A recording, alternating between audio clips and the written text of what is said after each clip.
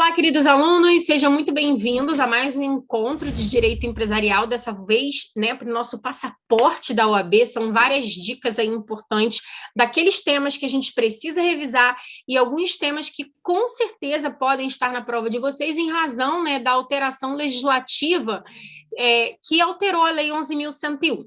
Bom, em primeiro lugar, a gente precisa recordar aquele conceito de empresário que é tão importante, que está previsto lá no artigo 966 do Código Civil, e ele diz o seguinte, que para ser empresário é necessário exercer profissionalmente uma atividade econômica organizada para a produção ou circulação de bens e serviços. Então, não é qualquer atividade que é considerada empresária.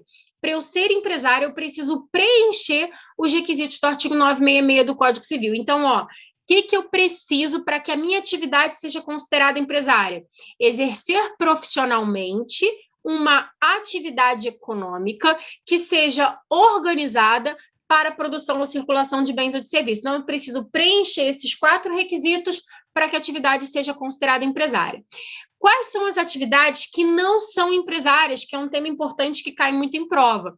O profissional intelectual, a atividade rural e a cooperativa. Mas cuidado, por quê? Profissional intelectual e cooperativa, existem exceções que precisam ser observadas na hora da prova, em que a atividade poderá ser considerada empresária. Então, primeiro a gente vai falar do profissional intelectual, depois da atividade rural. Se quiser, já escreve aí no caderno que cooperativa nunca exercerá atividade empresária. Cooperativa exerce atividade de natureza simples, ok?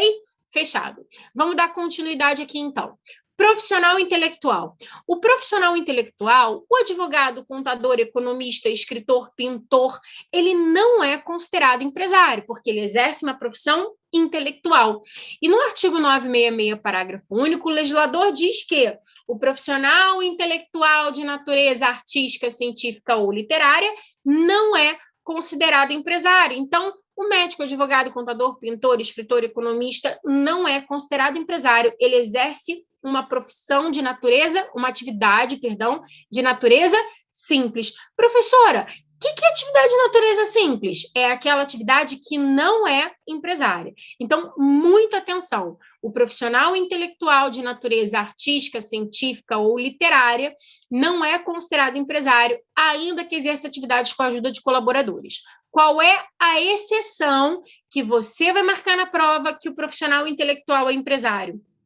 Quando a questão disser expressamente que o exercício da profissão constitui elemento de empresa. Disse na prova que o exercício da profissão intelectual constitui elemento de empresa, você vai marcar que a atividade é empresária. Então, na hora da prova, ele cobrou uma questão falando que Larissa exercia a profissão intelectual, que o exercício da profissão intelectual de Larissa constituía elemento de empresa, mas que Larissa não tinha registro em nenhum órgão público.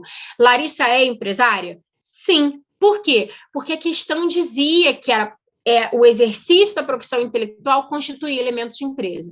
Professora, mas Larissa não tinha registro. A questão dizia que Larissa não tinha registro. Em nenhum momento eu disse aqui que para ser empresário o registro é obrigatório, que para ser empresário precisa de registro, melhor dizendo, porque se registrar no órgão competente é obrigatório, mas não é o registro que lhe confere a condição de empresário. O que torna a atividade empresária é preencher profissionalmente uma atividade econômica e organizada para a produção ou circulação de bens ou de serviços. Isso faz com que a atividade seja empresária. E o profissional intelectual é uma exceção em que o legislador resolveu excluir da atividade empresária, só que trouxe uma exceção da exceção. No finalzinho do 966, parágrafo único, ele diz, olha, o profissional intelectual, ele não é empresário, ele exerce atividade de natureza simples, porque ele é um profissional intelectual. Porém, se o exercício da profissão constituir elemento de empresa, eu considero a atividade como sendo empresária. Segunda exceção, atividade rural. Quem exerce atividade rural de natureza artística, científica ou literária não é considerado empresário. Quando é que você vai marcar na prova que o rural é empresário?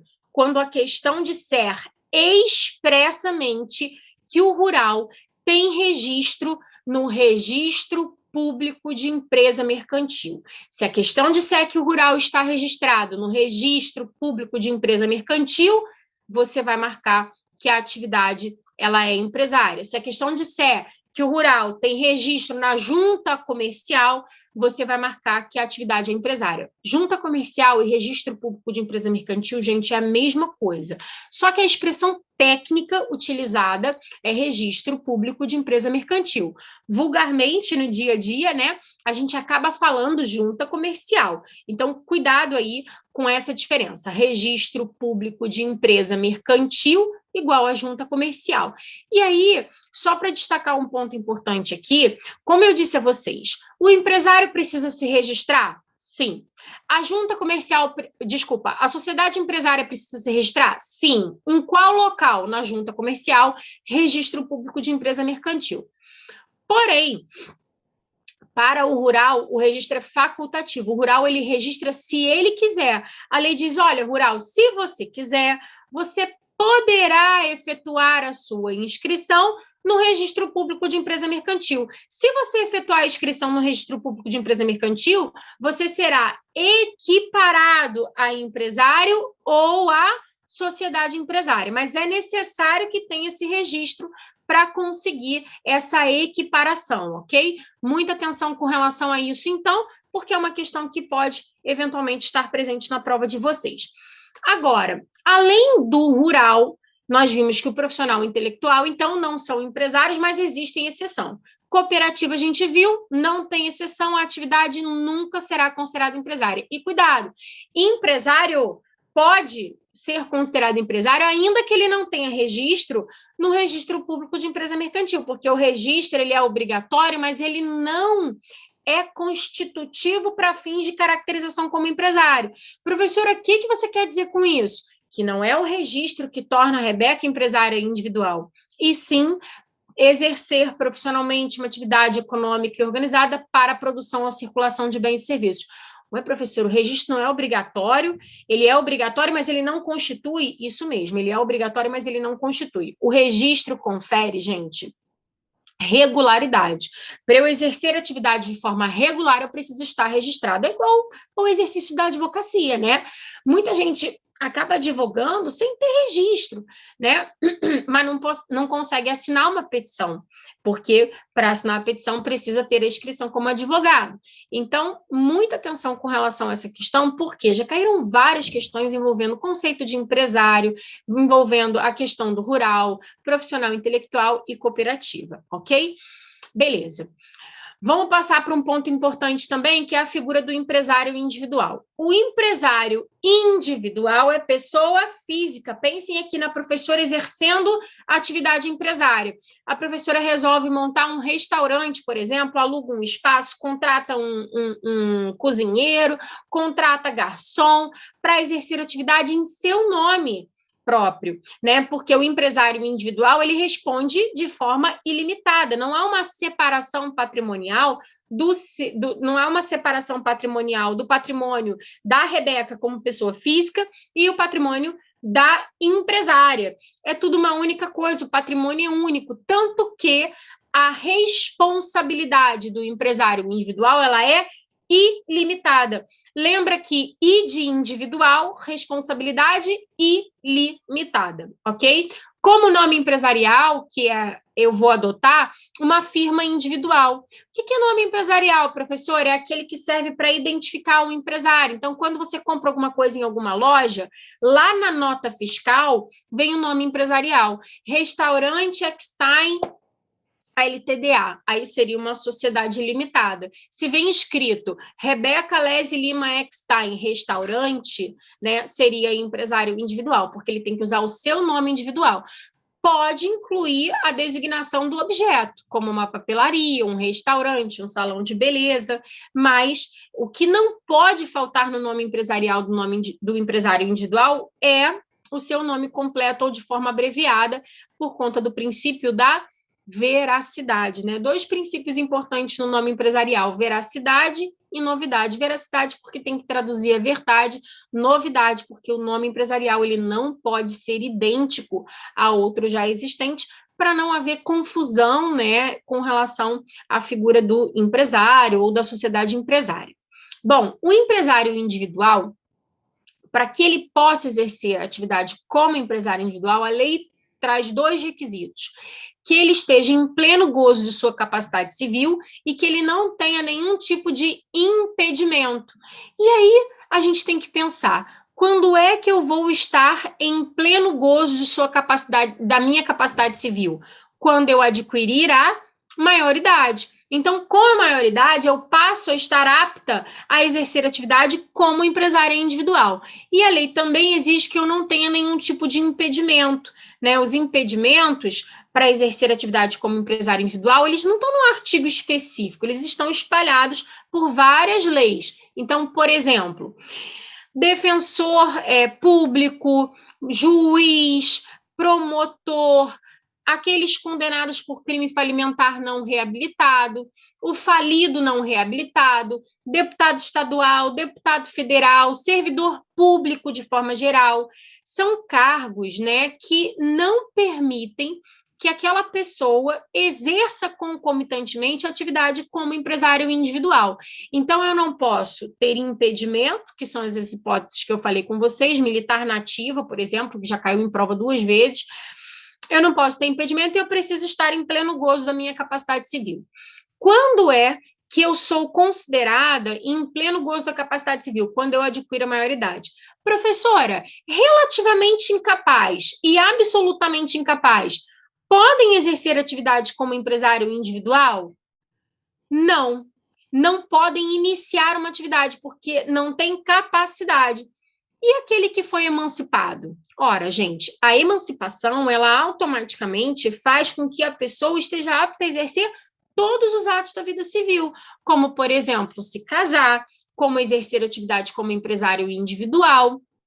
Então, se eu fui emancipado, é óbvio que eu posso ser empresário individual, mas o incapaz, seja ele relativamente, que está no artigo 4º, ou absolutamente, que está no artigo 3º, não podem iniciar uma atividade como empresário individual por ausência de capacidade. Mas eles podem dar continuidade. E essa continuidade do exercício da atividade pelo incapaz, ela já caiu em prova algumas vezes, então a gente tem que ter uma atenção especial aqui, que é o artigo 974 do Código Civil. O que diz o artigo 974? Que o incapaz poderá, estando assistido ou representado, continuar o exercício da empresa, né, antes exercida por ele enquanto incapaz, que é a hipótese de incapacidade superveniente, por seus pais ou pelo autor da herança. Então, notem, incapaz não pode iniciar uma atividade como empresário, mas poderá dar continuidade. Então, pensa no restaurante que eu montei, imagine que daqui a 3 anos eu venho a falecer e o meu filho, que hoje tem 3 anos, teria 6 anos, herda essa empresa por herança. Ele é incapaz, ele inclusive é absolutamente incapaz, porque eu disse para vocês que ele tem 6 anos, teria, né, 6 anos no meu óbito, e ele poderia continuar o exercício da empresa. Mas para ele continuar o exercício da empresa, ele necessitaria de uma autorização judicial, né? E além dessa autorização judicial, ele precisaria estar representado ou assistido. Então, o incapaz poderá continuar o exercício da empresa antes exercida por ele enquanto capaz por seus pais ou pelo autor da herança, na hipótese que eu acabei de narrar para vocês. Mas para isso é necessário que tenha uma autorização judicial e que ele esteja assistido ou representado, ok? Beleza. 2 observações muito importantes. Ele estando assistido ou representado, ele precisa estar assistido ou representado, os bens que ele já possuía ao tempo da interdição não ficam sujeitos ao resultado da empresa, que é o artigo 974, parágrafo 2º, ele já caiu várias vezes em prova. Então, o que o legislador ele diz? Que os bens que o incapaz já possuía antes da interdição não ficarão sujeitos ao resultado da empresa. O que significa isso? que se o meu filho herdou junto com a empresa uma casa, um carro, a casa e o carro não vão responder pelo exercício da empresa, porque o empresário individual ele não responde ilimitadamente com todo o patrimônio que ele possui, consequentemente, meu filho, ao herdar a empresa e ter uma autorização para a continuação do exercício da atividade, também responderia. E aí, o que o legislador pensou? Eu preciso proteger o incapaz. Então, se eu preciso proteger esse incapaz, eu vou blindar o patrimônio particular. Então, no alvará que o juiz concede a autorização para a continuação do exercício da empresa, o juiz irá listar os bens particulares do incapaz e esses bens não ficarão sujeitos ao resultado da empresa. Agora, um outro ponto muito importante que cai bastante em prova é o 975. Nessa questão de capacidade, o gabarito da prova sempre é o 975 caput. E o que diz o 975 caput? Que se o representante ou assistente do incapaz for pessoa que, por disposição legal, tenha impedimento para ser empresário, ou seja, se o representante ou assistente é um militar na ativa, é um servidor público, é um deputado, é um condenado por crime falimentar não reabilitado, nessas situações, terá que nomear, com a aprovação do juiz, um ou mais gerentes. Então, cuidado.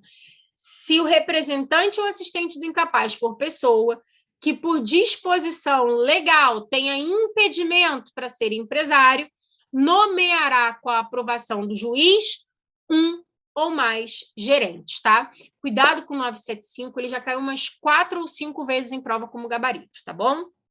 E para a gente fechar aqui e mudar um pouquinho de tema, né? É importante aqui a gente ressaltar a questão da nomeação desse gerente. O juiz pode nomear gerente em todas as vezes que ele entender conveniente, que é o parágrafo 1º. E no parágrafo 2º, ele diz, olha, a nomeação do gerente não exime a responsabilidade do representante. Então, o caput já caiu várias vezes, o parágrafo 1º e 2º do 975, não caiu ainda em prova, tomem cuidado, tá? Só para a gente fechar aqui para a sociedade, qual é o conceito de empresa, que já caiu 2 vezes em prova? Enquanto o empresário é quem exerce profissionalmente a atividade econômica, gente, a empresa é a atividade econômica. Então, empresa é a atividade econômica organizada para a produção ou circulação de bens ou de serviços. E quem é o empresário? Quem exerce profissionalmente a atividade. Tanto que quando a gente fala de sociedade, na sociedade, quem exerce profissionalmente uma atividade econômica organizada é a sociedade. Por isso que é um erro, né, quando o sócio ele se qualifica como empresário. Gente, vocês podem perguntar para qualquer pessoa que faça parte de uma sociedade qual é a sua profissão. Ela vai responder para você, eu sou empresário. E, às vezes, não é empresário individual, é empresário porque faz parte de uma sociedade, mas, tecnicamente falando, o sócio, ele não é empresário, porque quem exerce profissionalmente a atividade numa pessoa jurídica é a sociedade. E já que a gente está falando de pessoa jurídica, vamos relembrar aqui de 2 sociedades despersonificadas que caem muito em prova: sociedade comum e sociedade em conta de participação. A sociedade comum, ela está prevista do artigo 990 ao 966 do Código Civil. Na sociedade comum, tá? É considerada... O que é uma sociedade comum? É aquela sociedade que não tem o seu ato constitutivo levado a registro no órgão competente. Bom, não tem o ato constitutivo levado a registro no órgão competente, então, nesse caso, ela é classificada como uma sociedade comum. Na sociedade comum, a responsabilidade dos sócios ela é solidária e ilimitada. Então, todos os sócios vão responder solidariamente e ilimitadamente. Muita atenção com relação a isso. Outro ponto importante dentro de sociedade comum é que a sociedade comum, como ela não tem personalidade jurídica, ela é uma sociedade despersonificada, ela não tem nome próprio, nacionalidade própria, domicílio próprio e patrimônio próprio. Por quê? Eu só tenho personalidade jurídica com a inscrição do ato constitutivo no órgão competente. Quando eu pego o meu contrato, quando eu pego o meu estatuto, levo ele no órgão competente para a realização do registro, eu adquiro personalidade jurídica. Consequentemente, eu vou adquirir nome, nacionalidade, patrimônio e domicílio. Porém, quando eu não levo o meu ato constitutivo a registro, eu sou classificado como sociedade comum. Então, eu não tenho patrimônio próprio, consequentemente, os bens, né, que são revertidos para a sociedade, para a integralização do capital pelos sócios, eles compõem o chamado patrimônio especial.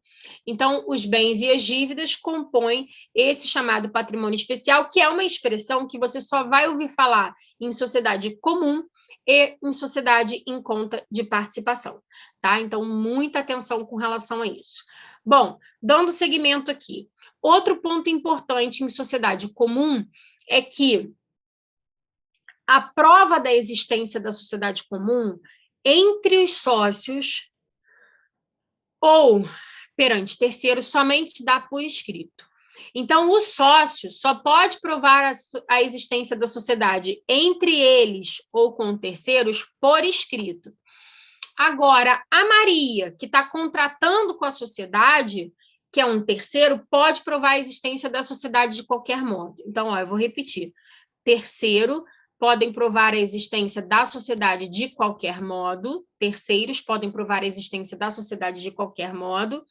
E os sócios, nas relações entre si ou com terceiros, somente podem comprovar a existência da sociedade por escrito. Por isso que é importante ter um contrato, né? Porque ainda que não seja levado a registro, você consegue fazer prova da existência da sociedade. E outro ponto importante também é que, como o capítulo de sociedade comum é muito pequeno, vai do 986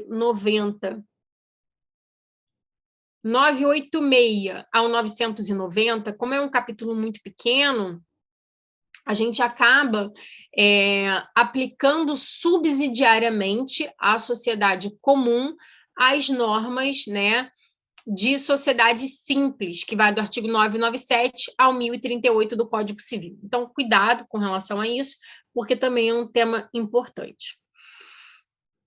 Sociedade em conta de participação. A sociedade em conta de participação, ela está prevista nos artigos 991 ao artigo 996 do Código Civil.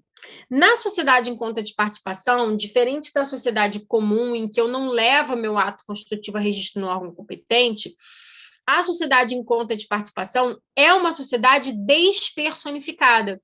É uma sociedade que, ainda que leve o seu ato constitutivo levado a registro, ela não vai adquirir personalidade jurídica. Então, ainda que ela registre o contrato, ela vai continuar sendo despersonificada, ela não vai adquirir personalidade jurídica. E uma outra característica que ela tem é que ela possui duas modalidades de sócio. O sócio ostensivo, que é aquele quem contrata pela sociedade em seu nome individual e sob sua exclusiva responsabilidade, e o sócio participante, que é aquele que apenas injeta dinheiro na sociedade, mas não aparece perante terceiro. Muito comum esse tipo de sociedade em loft, né? Na criação de loft, você tem ali o sócio participante, que é quem injeta dinheiro, e tem o sócio ostensivo. O sócio ostensivo é quem contrata pela sociedade. O sócio ostensivo é quem aparece perante terceiro. O sócio ostensivo é quem vai responder, né, pelaquela atividade. Agora, o participante, ele pode e deve, né, fiscalizar as atividades do ostensivo. Afinal de contas, ele está injetando dinheiro ali, ele tem essa possibilidade de fiscalizar as atividades do ostensivo. Agora, o que ele não pode fazer é tomar parte na relação do ostensivo com o terceiro. Por quê? Se ele tomar parte na relação do ostensivo com o terceiro, ele vai responder com o seu patrimônio pessoal. Então, o sócio participante, se tomar parte na relação do ostensivo com o terceiro, vai responder com esse solidariamente, ou seja, vai responder com o seu patrimônio pessoal. Na sociedade em conta de participação, também, como ela não tem personalidade jurídica própria, né, ela também tem o chamado patrimônio especial. Então, a contribuição do sócio ostensivo constitui com a do sócio participante esse chamado patrimônio especial. Agora, uma diferença aqui da sociedade em conta de participação para a sociedade comum é que na sociedade em conta de participação, a prova da existência pode se dar de qualquer forma. Não é igual na sociedade comum, que eu dependo, né, do sócio ou ser terceiro para mudar a resposta. Na sociedade em conta de participação, a prova da existência se dá de qualquer forma, de qualquer modo eu consigo provar a existência da sociedade. Isso é um ponto também importante. Agora, muita atenção, por quê? A falência não é da sociedade na sociedade em conta de participação. Se houver a falência é do sócio ostensivo. E aqui também, né, ainda que a sociedade ela leve o seu ato constitutivo a registro no órgão competente, ela não vai adquirir personalidade jurídica, porque ela é uma sociedade despersonificada. E, além disso, além de ser uma sociedade despersonificada, outra coisa importante é que ela é uma sociedade que não depende de qualquer formalidade, ela pode, inclusive, ser realizada de forma verbal. Por isso que a sociedade em conta de participação, ela não depende de qualquer formalidade. Por isso que a sociedade em conta de participação, ainda que leve o seu ato constitutivo a registro no órgão competente, não vai adquirir personalidade jurídica. Então, muita atenção com relação a essas duas sociedades, que são importantes, né, e que caem bastante em prova. Agora, vamos para a sociedade limitada. A sociedade limitada, ela sofreu uma alteração legislativa em 2019, através de uma medida provisória que acabou tendo uma lei, e foi uma questão que caiu na OAB passada, né, a respeito do empresário, a respeito da sociedade limitada ser constituída por uma única pessoa. Então, a limitada, após essa alteração, ela passa a poder ser exercida por uma única pessoa, né? Ela pode ser constituída por uma única pessoa, e essa pessoa, né, quando constitui a sociedade limitada sem outros sócios, a sociedade vai ser chamada de unipessoal. E essa pessoa pode ser tanto uma pessoa física como uma pessoa jurídica. Então, a sociedade limitada pode ser constituída por uma única pessoa física ou pessoa jurídica. Na limitada, como é que funciona a responsabilidade dos sócios? Diferente da figura do empresário individual, em que a responsabilidade ela é ilimitada, na sociedade limitada, a responsabilidade dos sócios ela será limitada ao valor de suas cotas. Então, a responsabilidade do sócio, diz o 1052, é restrita ao valor de suas cotas, mas todos os sócios vão responder solidariamente pela integralização do capital social. Então, enquanto o capital social que tiver sido subscrito ainda não tiver sido pago, tá? Eu vou ter uma solidariedade entre os sócios pela não integralização. Então, os sócios eles vão responder até que eu tenha a integralização. Bom, e já que a gente está falando de capital, quais são as formas de composição do capital na sociedade limitada? Como é que eu posso integralizar o meu capital na sociedade limitada? Com dinheiro, bens ou cessão de crédito. Então, a integralização do capital ela pode ocorrer com dinheiro, cessão de crédito ou bens, né? Podem ser bens móveis ou imóveis. Como assim, professora? Eu posso integralizar, por exemplo, o capital com uma marca. A marca é um bem incorpóreo, é um bem intangível, né? Então, eu posso utilizar para integralizar o capital. E o que acontece, professora, com aquele que integraliza, né, que subscreve o capital, mas não integraliza? Aquele que subscreve, mas não integraliza, é chamado de sócio remisso. Então, coloquem aí. Sócio remisso é aquele sócio que subscreve e não integraliza.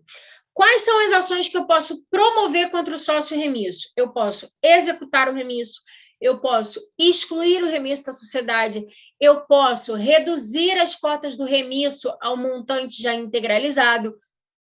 São aí algumas hipóteses previstas na lei.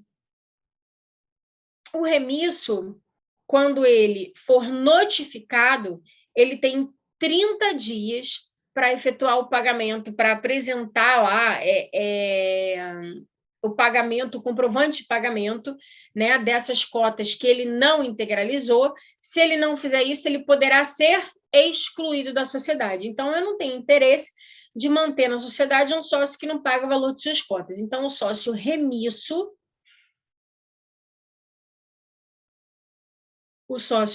é aquele que subscreve e não integraliza. Ele terá 30 dias, deverá ser notificado e terá 30 dias para realizar o pagamento das cotas. Bom, eu disse que a integralização pode acontecer com dinheiro, com bens ou com crédito.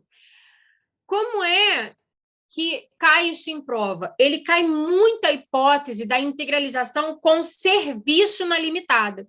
Será que eu posso integralizar com serviço na limitada? Não, não é possível a integralização com serviço. A integralização precisa ser com dinheiro, bens ou crédito. Na limitada e na sociedade anônima, não é possível a integralização com serviço, tá? Outro ponto importante, cessão de cotas na limitada.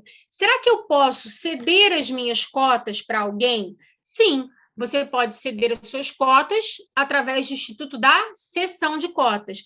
Então, a cessão de cotas é quando o sócio cede as cotas dele para um terceiro ou para quem já seja sócio.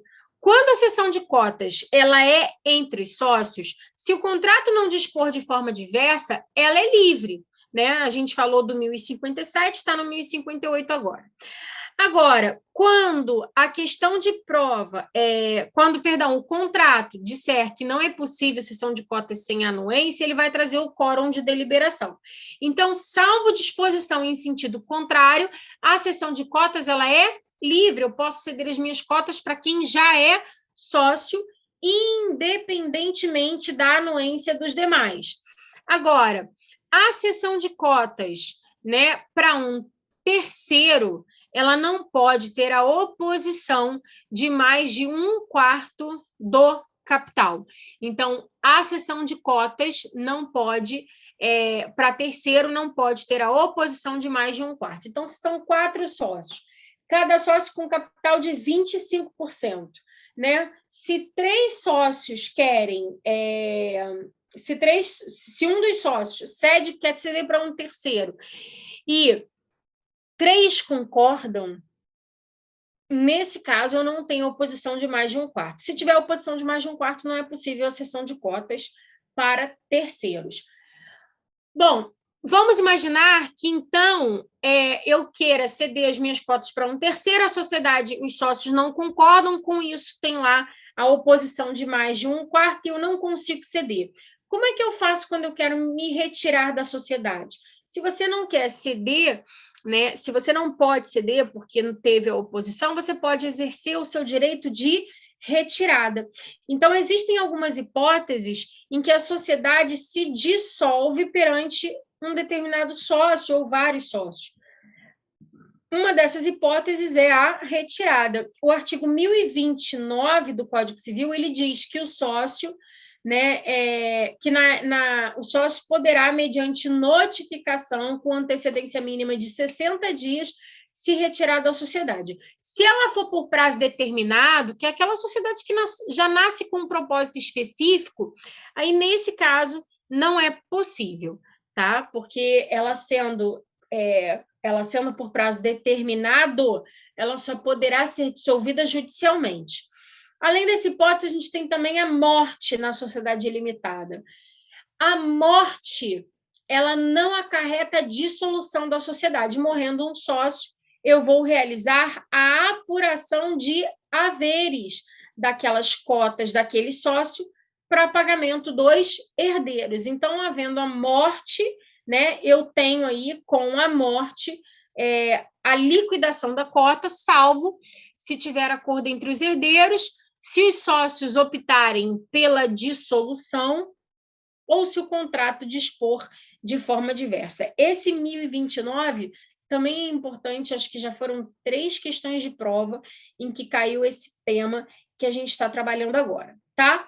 Bom, dentro de recuperação e falência. Dentro de recuperação e falência, a gente precisa observar aqui qual é o juízo competente para deferir a recuperação judicial, decretar a falência ou homologar a recuperação extrajudicial. Juízo do local do principal estabelecimento do devedor. Então, o juízo competente é o juízo do local do principal estabelecimento do devedor. Tem que ficar bem atento com relação a esse tema, porque é um ponto que já foi cobrado algumas vezes em prova. Então, o juízo do local do principal estabelecimento, que não necessariamente é o juízo do local da sede, tá? Fiquem aí atentos.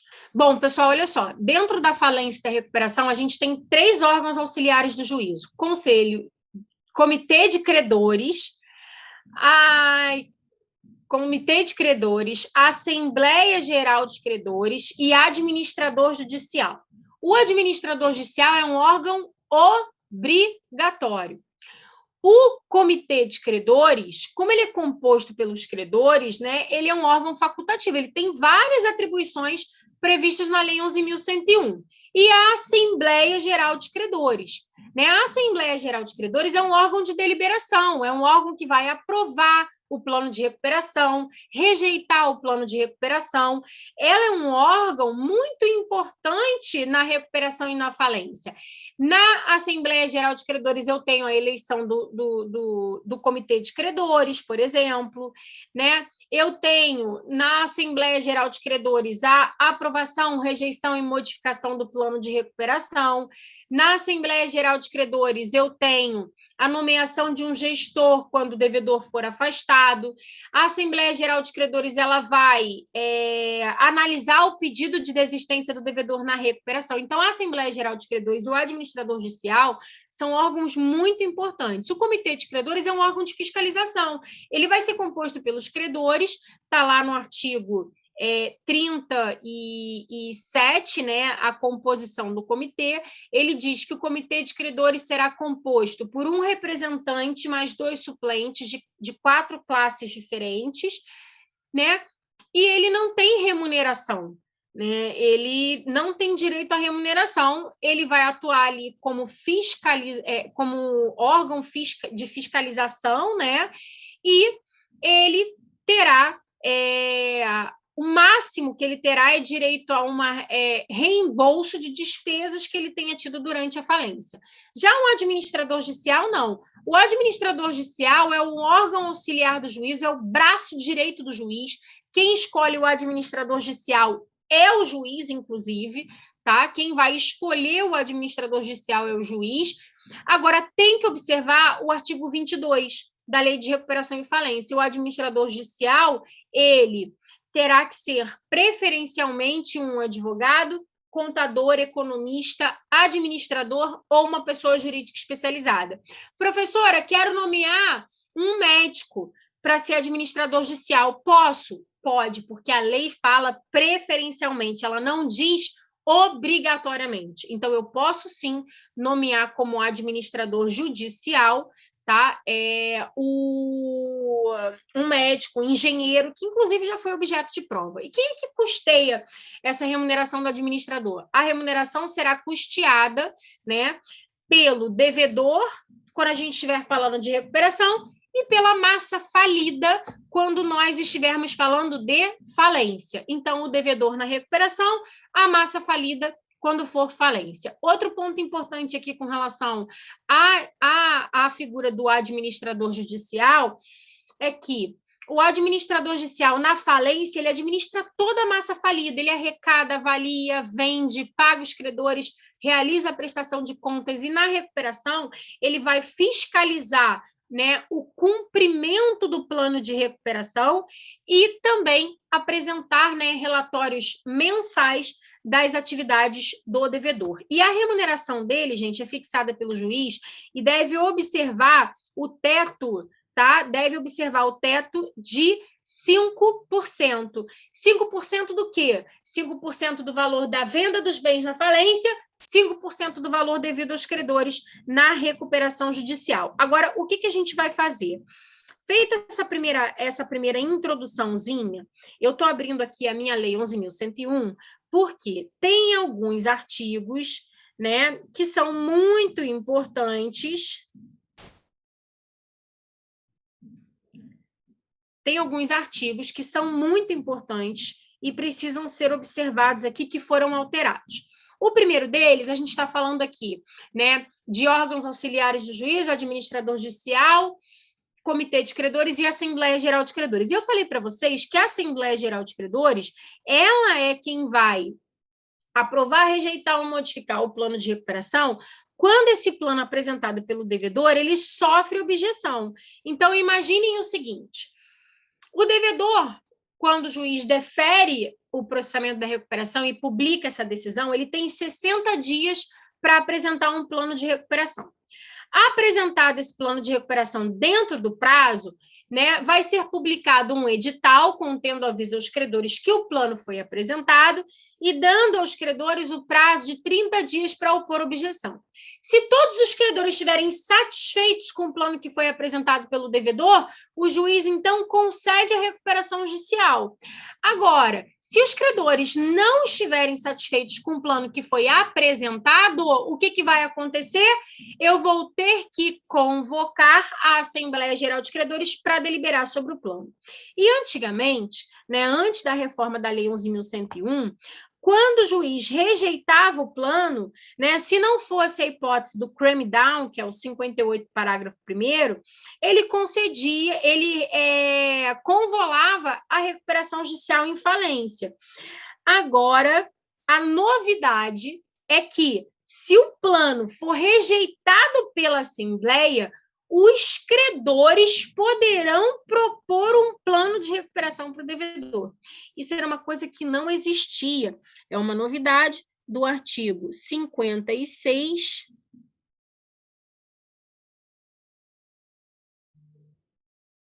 parágrafo 4º. Rejeitado o plano de recuperação judicial, o administrador judicial submeterá no ato à votação da Assembleia Geral de Credores a concessão de prazo de 30 dias para que seja apresentado o plano de recuperação judicial pelos credores. Então, agora existe essa possibilidade dos credores apresentarem, né, o plano de recuperação quando o plano do devedor for rejeitado. Uma outra possibilidade que os credores têm de apresentar um plano, que isso eu acho importante, porque também é alteração legislativa. Deixa eu pegar aqui o artigo.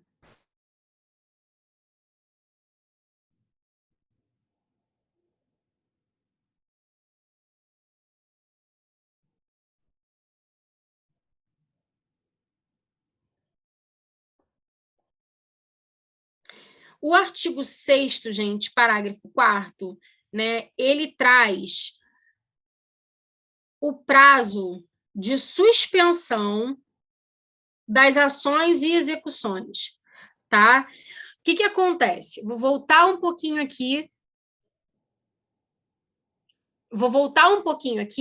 para que vocês cronologicamente anotem aí no caderno o prazo de suspensão e que é outra hipótese que a Assembleia poderá propor um plano. Por isso que eu estou voltando aqui um pouquinho. Quando o juiz ele concede a recuperação ou ele decreta a falência, essa decisão que concede a recuperação ou que decreta a falência, ela vai suspender, tá? Ela vai suspender o curso da prescrição das obrigações do devedor, que é o inciso 6º, inciso 1º. 2, suspender as execuções que tenham sido ajuizadas contra o devedor, inclusive aquela dos credores particulares do sócio solidário, relativas a crédito ou obrigações sujeitos à recuperação judicial. E 3, proibir qualquer forma de retenção, arresto, penhora, sequestro, busca e apreensão e constrição judicial ou extrajudicial sobre bens do devedor, oriundas de demandas judiciais ou extrajudiciais, cujos créditos ou obrigações sujeitem-se à recuperação judicial ou à falência. Então, olha só, qual é a novidade aqui no artigo 6º, inciso 3º? Quando o juiz defere o processamento de recuperação ou decreta falência, ele suspende, proíbe qualquer prática de retenção, arresto, penhora, sequestro em face do devedor. Não adianta eu pedir recuperação judicial e o juiz lá na vara do trabalho penhorar, por exemplo, a conta da empresa. Então, essa novidade ela é importante para permitir que o devedor ganhe um fôlego para conseguir efetivamente se recuperar.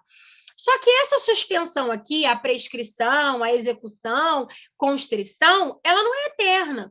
Ela é pelo período do artigo 6º, parágrafo 4º, que é 180 dias. Então, qual é a novidade aqui no parágrafo 4º também? Eu suspendo por 180 dias, podendo ser prorrogado por igual período. Isso é uma novidade, a prorrogação ela não existia.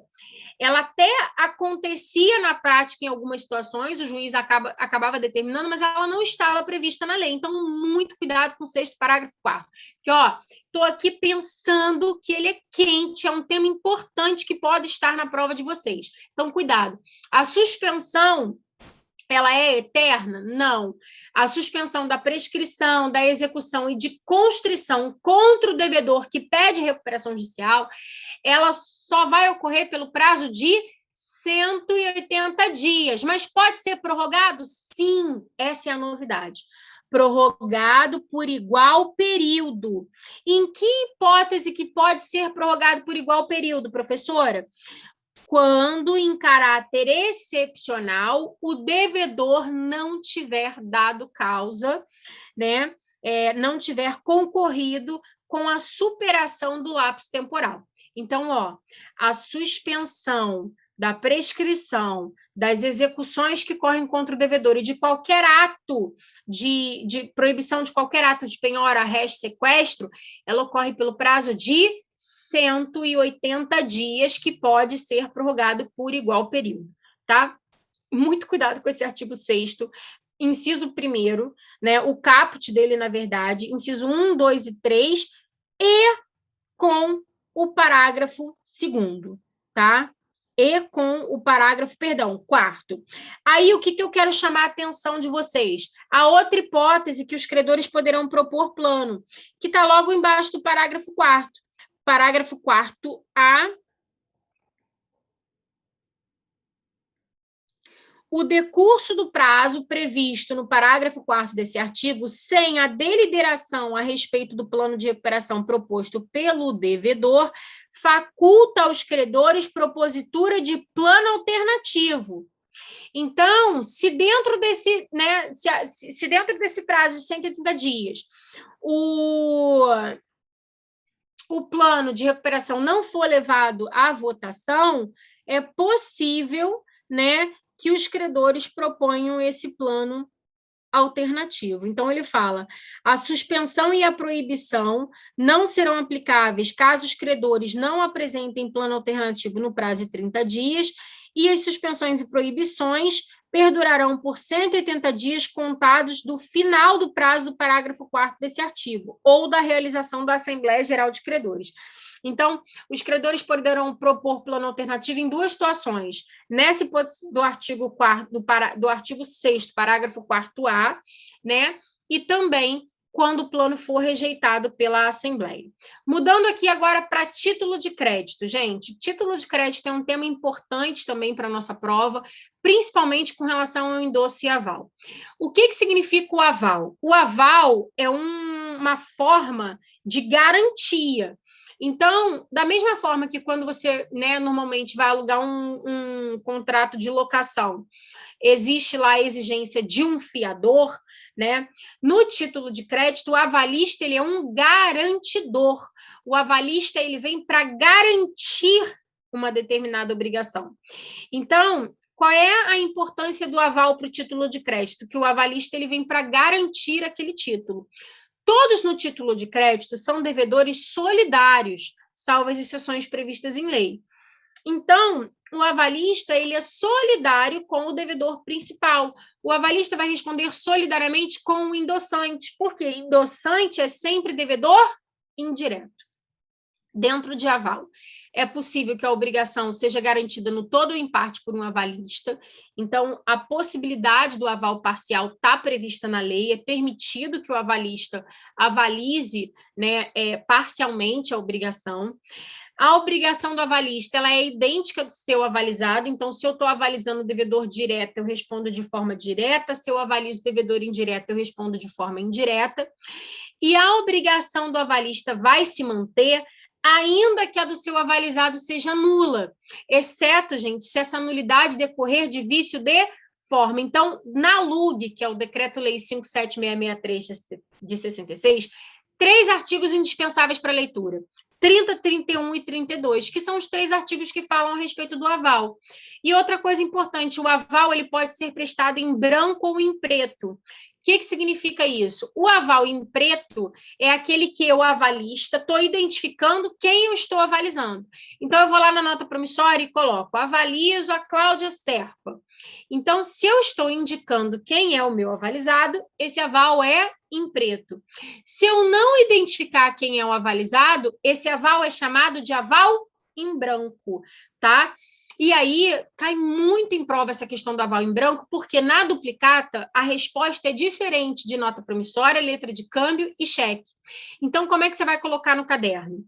No aval em branco, entende-se como avalizado o sacador ou emitente, põe assim, no aval em branco, entende-se como avalizado, sacador ou emitente, nos seguintes títulos: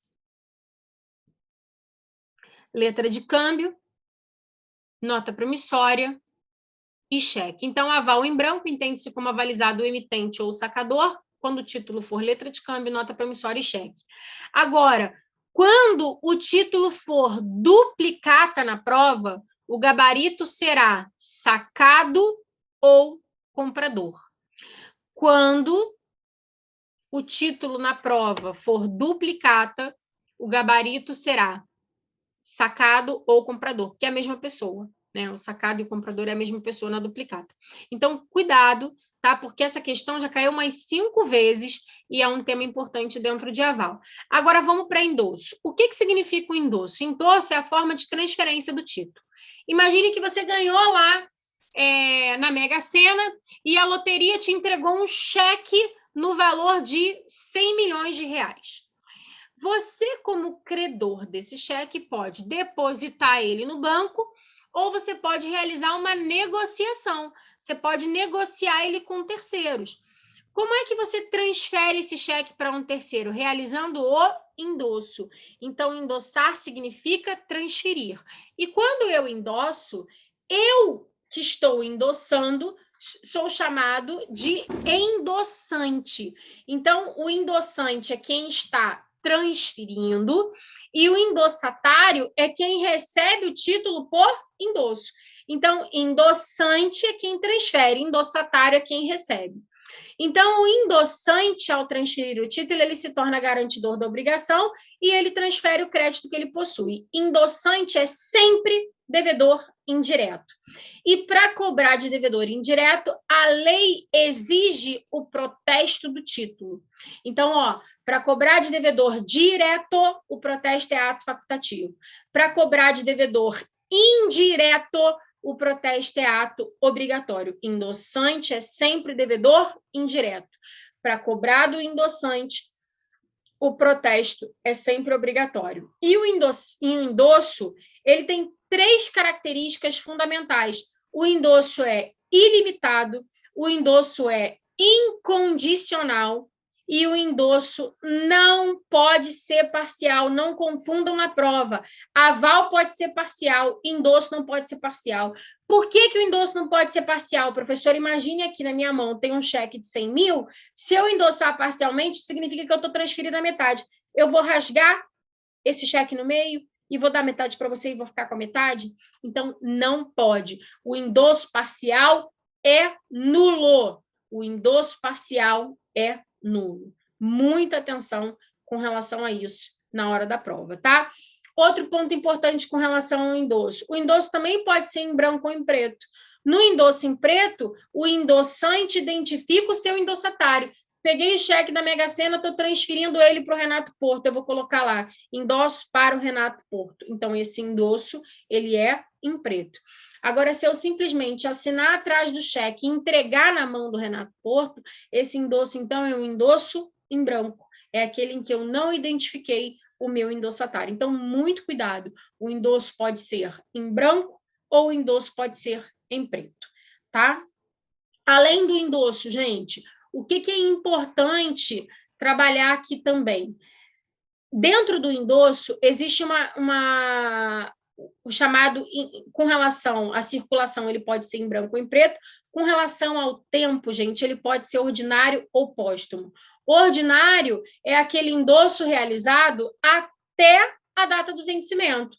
Póstumo é aquele endosso realizado após o vencimento. E aí, na LUG, lá no artigo 17, salvo engano, da LUG, o legislador ele vai dizer que o endosso póstumo, aquele realizado após o prazo para protesto ou depois de expirado o prazo para protesto, tem efeito, tá? Tem efeito de cessão de crédito. Então, se eu endossei após o prazo para protesto ou depois de expirado o prazo para protesto, esse endosso tem efeito de cessão de crédito, tá? Muito cuidado aí com esses temas que a gente viu, essas dicas para a prova de vocês.